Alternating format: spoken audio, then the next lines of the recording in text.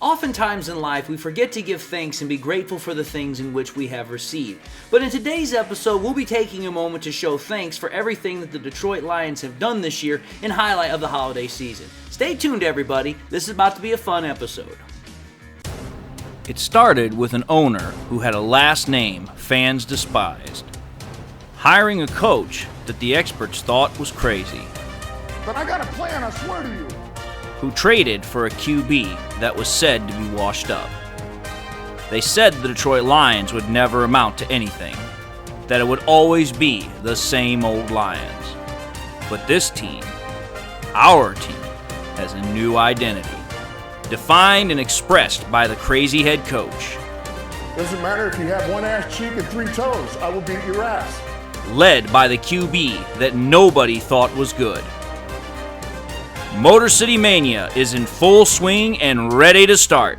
So join the show and be prepared for kneecap biting, because Motor City Mania starts right now.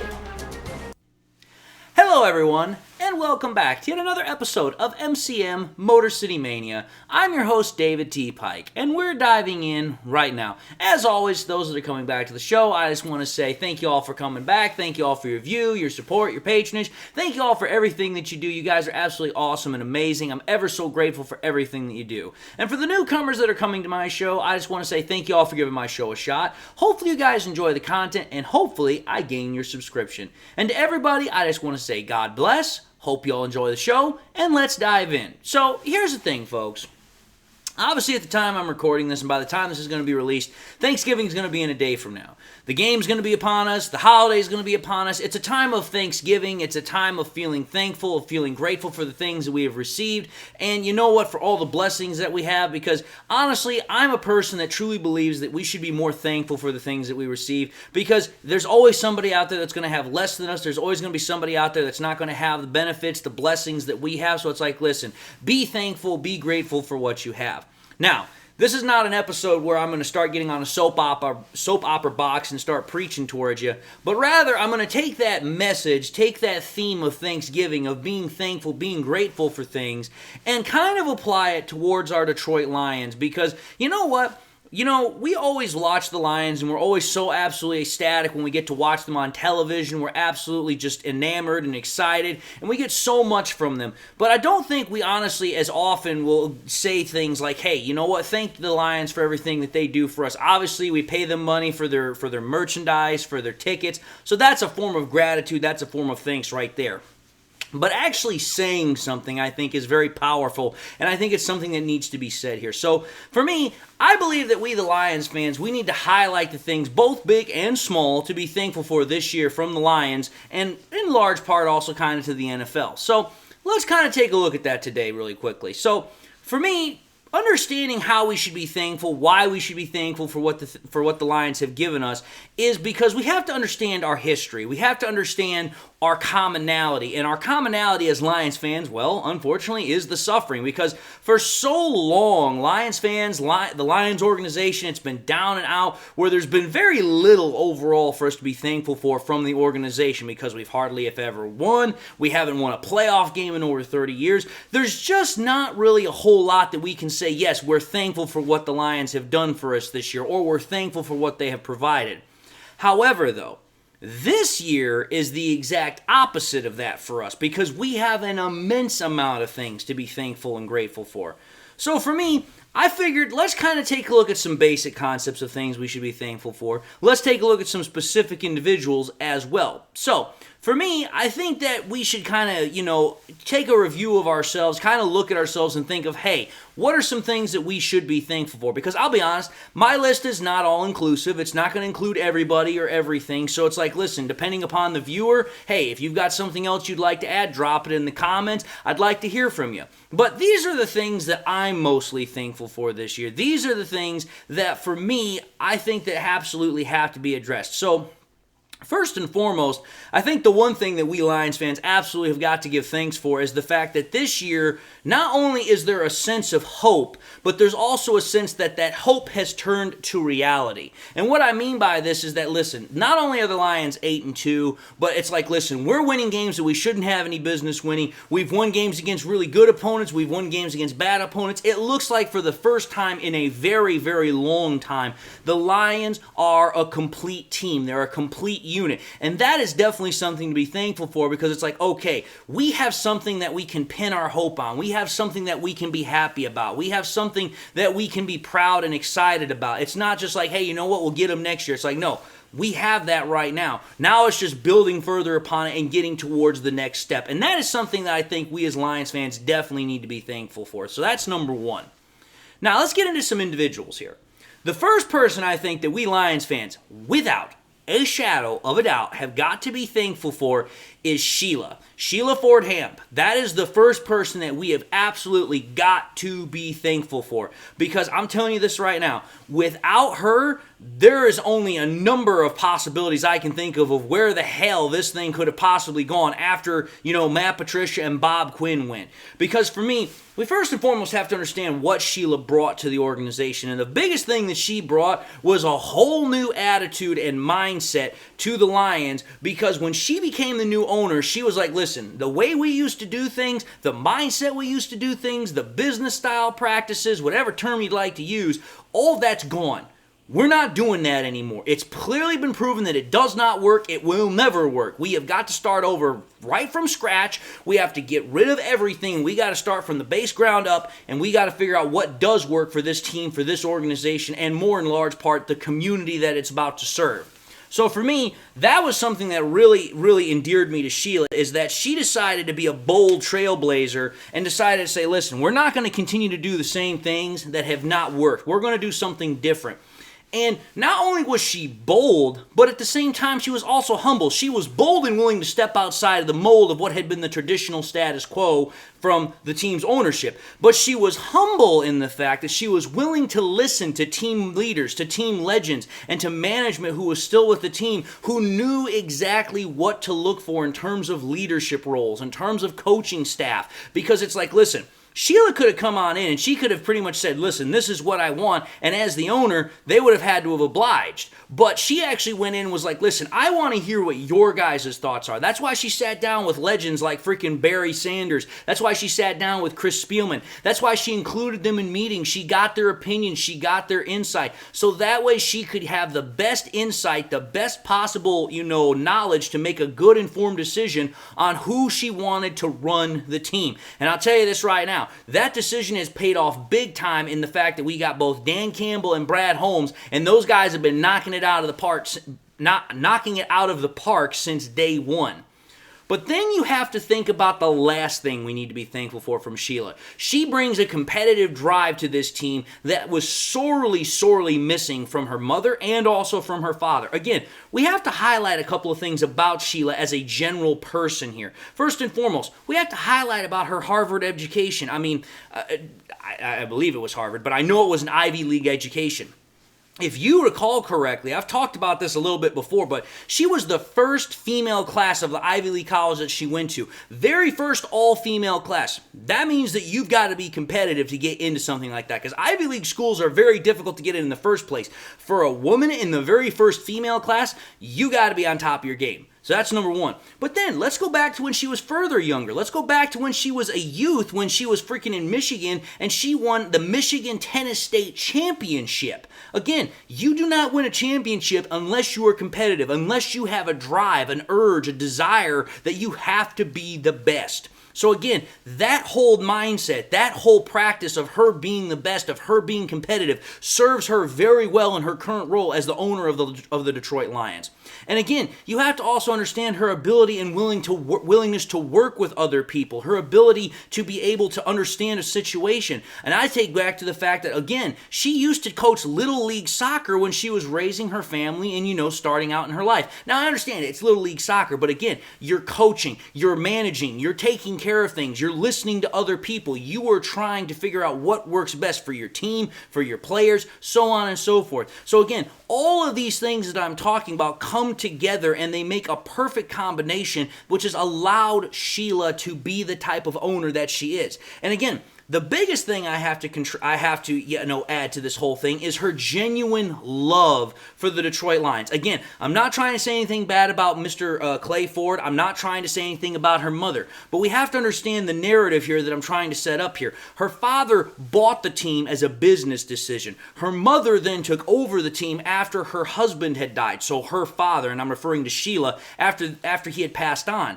But if you take a look at Sheila, she has known nothing but the Detroit Lions. The Detroit Lions are everything to her. She went to freaking training camp practices when they were back in Bloomfield Hills. She was at games when they were still at Tiger Stadium. Hell, when she freaking got out on her own, the first thing she wanted to do was to apply for a job in the NFL. But the freaking owner at the commissioner at the time freaking told her that, hey, I don't know how we could possibly use you. I don't know what job we could possibly give you. Because back then it was a male-dominated league.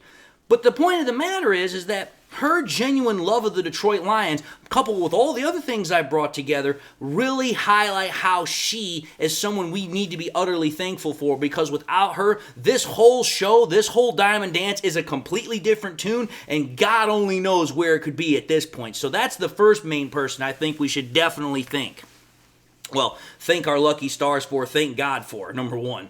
Number two, Dan Campbell. Oh my Lord, I have said it. If I've said it once, I've said it 1,000 times.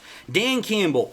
Without him, this team is not the same team, because Dan Campbell is a guy that he brings his passionate desire and love for the game, and he has been I'm just going to say it, like getting a vaccine, he has been a bold shot in the arm for this Lions organization, because before him, I should say, we were in such desperate need of an infusion of passionate fire, of love of the game to light this brand new culture in Detroit. And we just simply were not getting it from the coaches we were hiring. We weren't getting it from Matt Patricia. We didn't get it from Jim Caldwell. We didn't get it from Jim Schwartz. We didn't get it from any of the other guys prior to Dan Campbell.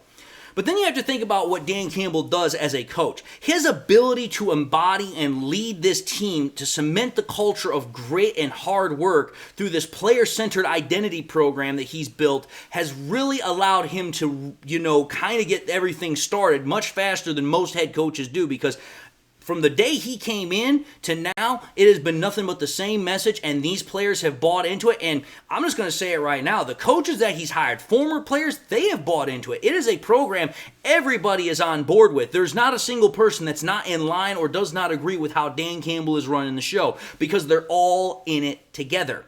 And then you have to think about also the fact that since Dan Campbell is a former player, he has a genuine and deep love for players. I mean, we've seen him cry several times when players have had to get cut, players were not able to make it, and we've seen what happens after a game where he thought that they really worked hard for and they lost. Again, this is a man that has genuine deep emotions for players. And not only does that endear the players towards him, but it also attracts other players that are outside of the organization that want to come and play for him, because it's like, listen, there is no lie in this man's persona. There is not one deceiving bone about him. It's like, listen, what you see is what you get with Dan Campbell. And not only does it attract outside players, it attracts coaches. So again, this is something that we as fans desperately need to be thankful for, because Dan Campbell is kind of like the engine, the persona that kind of powers the whole mindset, the whole culture in Detroit. Without him, we don't have that culture.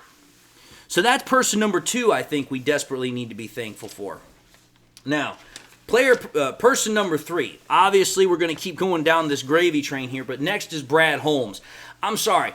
Brad Holmes, how do I even start this? Brad Holmes, much like Dan Campbell, we've had as Detroit Lions fans the misfortune of not really having good GMs or good head coaches. We've had a little bit more success with GMs, but not by much. But if you think about it, Brad Holmes has been one of, if not the only GM that I can think of in modern history within the last 20, 30 years that has been able to not only show competence in being able to do his job, but also being able to strategize, team build, and actually plan steps further ahead than just in the moment.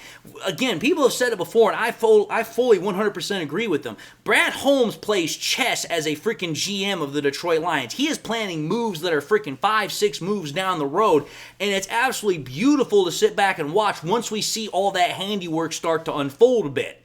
So that's one thing that I'm really thankful about with Brad Holmes. But you also have to think about this as well. What is the biggest thing that Brad Holmes has done for the Detroit Lions? It's his ability to manipulate, to plan, and to see draft scenarios very clearly and adjust when things change on the draft board. Again, I've said it before, I'll say it again.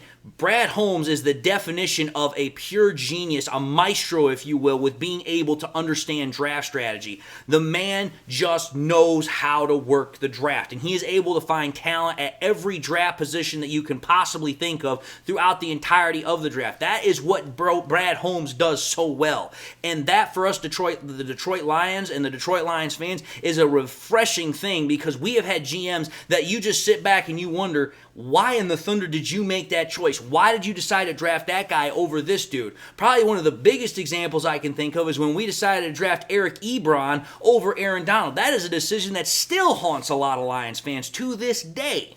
So again, that is something that I'm very thankful for with Brad Holmes. But then you also have to think about this last thing. Brad Holmes' meticulous nature to have attention to detail in terms of roster building. Again, the man is just always looking for something to improve the roster, whether it's signing a free agent, whether it's a draft pick, whether it's a trade, his scouting ability during draft time. He pays meticulous, close attention to details, and his ability to see things that very few others can is an absolutely amazing and spectacular talent and trait that we get to have, because not a whole lot of people have it.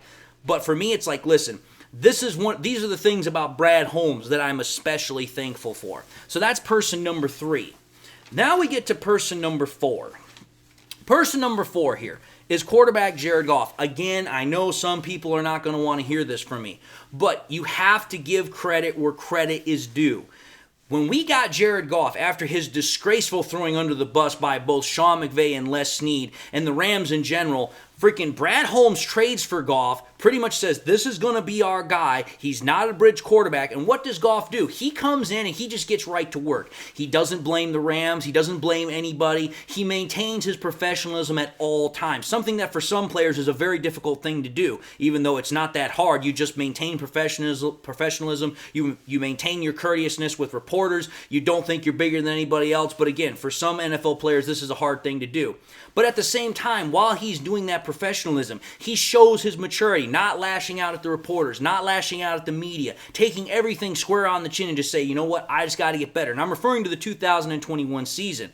This is all stuff that we as a team, a very young team, a rebuilding team, were desperately in need of, and Jared Goff absolutely supplied it in spades.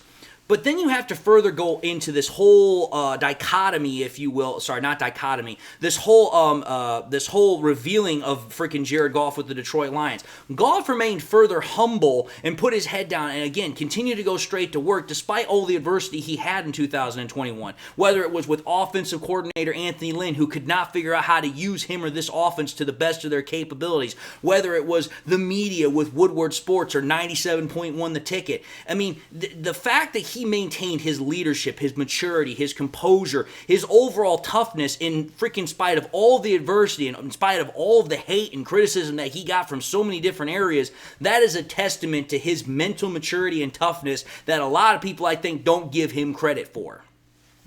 And then the one other thing I'm really thankful about Jared Goff is that when you heard Jared Goff come to Detroit, he said that he had very little knowledge about the city, had very little knowledge about the culture. He just knew it was a football town. But the thing about it is that in 3 short years, he has not only come to accept being a part of Detroit, he has made Detroit a full part of his culture, his lifestyle. He has totally integrated it into himself and how he acts as a person. And that's a tough, gritty, blue-collar individual. And that just fits the total embodiment of what Detroit is. A tough, gritty, blue-collar town. We're going to bring our lunch pail to work. We're going to knuckle down. We're going to do our jobs. We're not going to complain. We're not going to make any excuses. We're just going to do our jobs and we're here to work. That is exactly what Jared Goff does. And where do you think he got it from? He definitely got it from, oh, that's right, Dan Campbell, the guy I just talked about not that long ago. So, those are some of the people that I think we definitely need to talk about. But I think we also need to give one more major shout out to one other individual. And it's not necessarily an individual per se, but it's a group of individuals with high emphasis on certain ones. And that's the coaching staff of the Lions. I know I already talked about Dan Campbell, but we really, really have to give some highlight and some kudos and thanks to the coaching staff of the Lions. Whether it's been the training staff, whether it's been the position coaches, or even the coordinators. And I know that might sound a little hypocritical coming from me, but I'm not going to dog freaking Aaron Glenn. There have been times where he's done really well. You have to think about it. Regardless of personal feelings, regardless of what I think about the coaches, the point of the matter is these coaches are giving everything they've got to put the best product possible for the Detroit Lions out on the field. And I'm telling you this right now, that means long hours. You're watching film all the time. You're sacrificing time with family and friends because you're constantly working. You're constantly trying to find the best way you can to improve this team. That takes some sort of commendation from me. That deserves some sort of thanks from me because it's like, listen, that's a hard job to do. It's a fun job, but it's a hard job. And for me, there are a couple of coaches that I think that absolutely need to be recognized. The first one is Ben Johnson. The thing about Ben Johnson for me is that Ben Johnson comes in last year and he completely creates an offense with Jared Goff that instantaneously, and I mean that in the literal sense, instantaneously becomes a juggernaut offense, top 5 ranked unit overnight. And it absolutely makes the Lions offense a force to be reckoned with. And if you don't believe me, think about it this way, folks. Prior to Ben Johnson being the offensive coordinator and Anthony Lynn being the offensive coordinator, this offense couldn't do anything. But merely the switch of Ben Johnson from Anthony Lynn, this offense starts clicking. And when he became the full offensive coordinator, it was off to the races, like Camptown races, just absolutely crazy. So that's the one coach from the coaching staff that I think that I definitely want to make mention of. The second one is offensive line coach Hank Fraley. For me, he is one of the most overlooked and underappreciated coaches, not only in the NFL, but also for the Detroit Lions. Because it's like, listen, for all of the freaking mismanagement, for all the freaking injuries, for all the rotation shuffles and everything else that man has had to deal with the offensive line, he has never once wavered in making sure that offensive line, for the most part, is ready to play. And despite the multiple injuries, despite the multiple different rotations, that offensive line almost every single week is ready to rock and roll. It might not always be pretty per se, but it's ready to rock and roll. So Hank Fraley definitely, in my opinion, deserved a commendation. And the third person I think that needs to be mentioned here is Kelvin Shepard, the linebacking coach. And the reason why is because you have to think about it. The group of linebackers that we have over the last couple of years, we've had to build them up and have gotten them to the point where they're at. And Kelvin Shepard, that group of linebackers, whether it's Alex Anzalone, whether it's Malcolm Rodriguez, whether it's Jack Campbell, whether it's freaking Derek Barnes, all those guys are starting caliber freaking linebackers. And the fact that we have to put the best 3 out there because they're all really good shows me that Kelvin Shepard has really done a great job in building up these men, making sure that they're top-notch linebackers and that they can play anywhere in the NFL. But the fact that we have them on our squad absolutely is a commendable thing that I think that he definitely needs to have. And it wouldn't surprise me in my mind if he becomes a defensive coordinator one day because he just does an excellent job with his position. So that's the one other thing I wanted to talk about with the coaching staff. And the final group I think that deserves to have some sort of mention in here, in my honest opinion, and I'm checking just to make sure I didn't miss it. Oh yes, here it is. It was on the back of one of these pages. This is the last group I think that deserves a thank you from us Lions fans. It's the rookies that have been drafted from 2021 to 2023, because you got to think about it. These rookies have been an absolute godsend for this team's ability to turn everything around and for this roster to be where it is currently. Because if you think about it, these rookies, they are a testament to Holmes' drafting strategy, his scouting department, everything else that's been going on, which again goes back to what I said about Brad Holmes. But you think about it. Some of the players that we have are absolute studs. Players like Penei Sewell, Amon-Ra St. Brown, Aiden Hutchinson, Jahmyr Gibbs, Sam Laporta, Brian Branch, Jack Campbell, Lee McNeil, Jamison Williams. I mean, the list just goes on and on. And this has all been transpired over the last 3 years. To have that many hits by a GM and that all those rookies on some level have contributed, some a little bit more than others, but they've all contributed early. that is just an absolute testament to not only what kind of rookies these guys are, but also the great drafting strategy and great scouting that Brad Holmes and that scouting department has done, because the production that we've gotten out of those rookies has been absolutely immense every single year. So for me, that's somebody else that I think we definitely need to appreciate. We definitely need to be thankful for. And that's why I said we have a lot of things to be thankful for as Detroit Lions fans this year and in years past, and everything that's kind of led up to this. But for me, I just think that we as Lions fans really need to be more appreciative and really more thankful for the team that we have, because you know what? There are some states, there are some cities, they don't have teams to root for, so they got to choose people. They got to choose a team just off the cuff and be like, well, I like this team, so I'm going to root for them. We have a team, and our team has a deep, rich history. It might not always be the prettiest history, but it's a deep history. It's a rich history. It goes all the way back to the early 1900s, and you know what? Regardless of all the pain and turmoil that's gone on with the Lions over the last 20, 30 years, I wouldn't trade nothing for it, because I bleed Honolulu blue until the day I die. So for me, it's like, you know what? I love my Detroit Lions. I wanted to give them some sort of a shout out, some sort of an appreciation, some sort of thank you because of the holiday. And speaking of holiday, I just want to say this before I end it. Happy Thanksgiving, everybody. I hope you all enjoy your turkey. I hope you all enjoy your time with friends and family. I hope you all enjoy the game against the Packers. And I just want to say God bless. And with that having been said, I just want to say thank you all for watching in another episode of MCM Motor City Mania. If you liked what you saw, by all means, I highly encourage y'all to watch the next episode I got coming out. I also encourage y'all, please, to do one of these three things: like, comment, and subscribe to the channel. If by chance you've subscribed in the past, you forgot to do so at the time, or you just subscribed and you've not yet had a chance to do so, again, I want to highly encourage y'all, please, to subscribe. It really helps me out, and I'm ever so thankful for every subscription that I get. But after you subscribed, I also want to highly encourage y'all, please, make sure you turn on that bell notification icon as well, so that way you never miss any more content that I push out. Again, subscription numbers are always going up, but we want to make sure you turn on the bell notification icon as well, so that way once I push something out, you guys never miss anything that I've got coming out, that I've got, coming towards you, so that way you guys are always in the know-how and have the most instantaneous content that I have to provide.